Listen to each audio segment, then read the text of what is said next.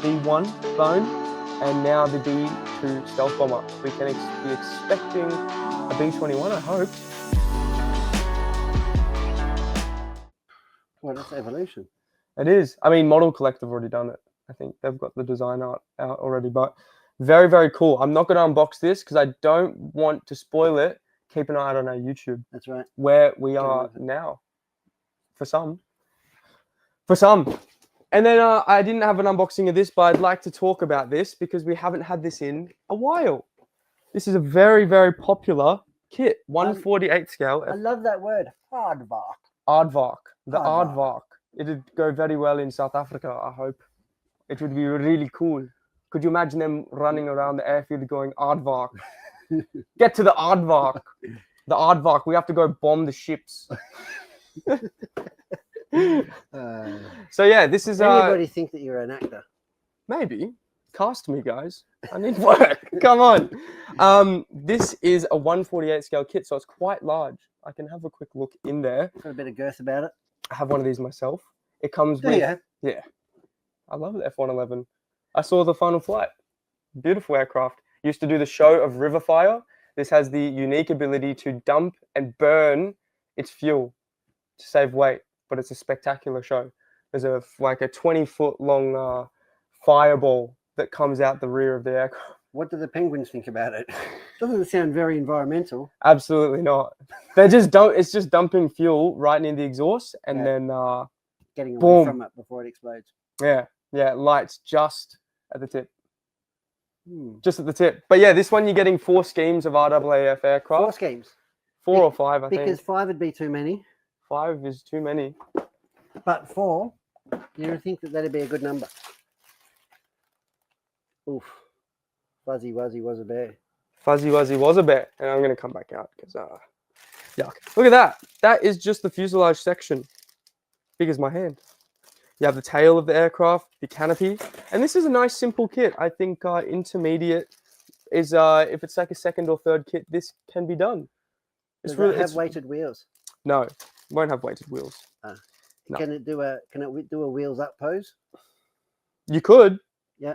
I don't think it's in the instructions, but absolutely you could. I think they retooled this a little bit because I built this kit when I was a kid. And it was the molding quality doesn't look as good as this is now. She's still like a kid, right? I'm a young adult. You don't look a day over 30. 17 3/4. You can call me Tristan.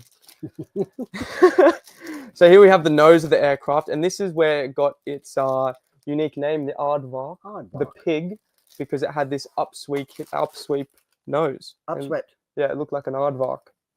So yeah, and it had the unique ability. Yeah, true. The wings, nice big wings. It had the unique ability to. Why is that? Can you do different angles or something? Sweep wings. But can you pose it differently, or? Yeah. You can fold the wings in, or you can have them out. So it was a bomber, and it had the ability to go Mach 2, I believe, 2 times the speed of sound. So it would fold the wings in to go fast. Yeah, it folds the wings in for a lower profile, so that it was more aerodynamic. But then when it was landing, it would extend the wings, or for just cruising. Fall out the sky. Well, yeah, you'd need to be flying like 400 kilometers an hour to land the thing, right? 500.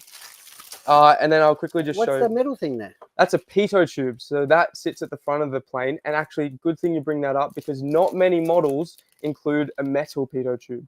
Those are the most notorious thing for braking on a jet fighter.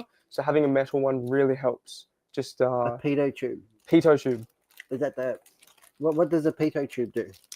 It sends information about airspeed and everything to the instruments so that you know. Okay, so it's an antenna. Yeah, it's a little antenna. And then here's your schemes. Let's have a look at this. What are we getting?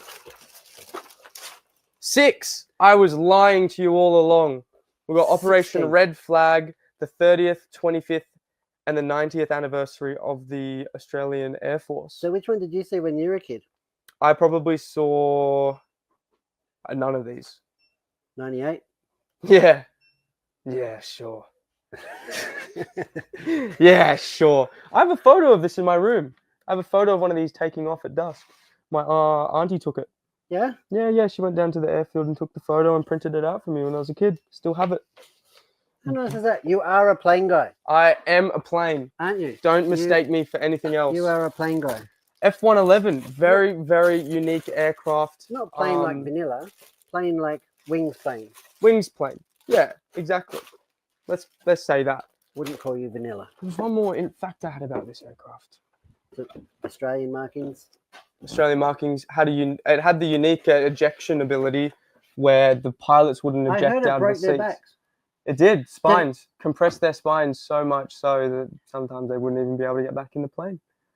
Ever. There was one where... So, like, don't crash it or you'll never fly again. Don't do anything silly buggers. But we've retired these now. Too old? I Clearly. think so. I had 2 facts. Yeah. So these are retired. There's about 20 of them buried up in Queensland somewhere. Buried? Yeah, because they're made of asbestos. They have asbestos in them, so they couldn't recycle them in Australia. Yep. And we didn't want to, I don't think we wanted to give them back. So they said just bury them. So they just buried them in landfill. So it's a pretty environmental plane then. Absolutely. Not only the fumes, but we've buried them. And then this was the competitor for a new naval aircraft for the USAF. That's why it has such beefy landing gear at the rear. So it was designed to land on aircraft carriers. So it can land hard on an aircraft carrier. And guess what plane beat it? Go on. F-14. You're right. The F-14 Tomcat beat this aircraft in the bid. So the F-14 won for naval aircraft. And that's been retired now too. Yeah, for different reasons.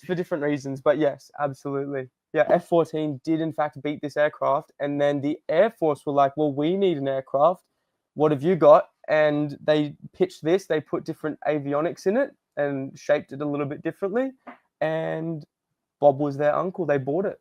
And it was developed, and we bought a bunch of them. And it was one of our main aircraft in our Air Force until 2012. What's our main aircraft now? F-18s and F-35s. Yep. Super Hornets. We've retired the classic Hornets. We have fleets of Super Hornets, Growlers, and F-35s.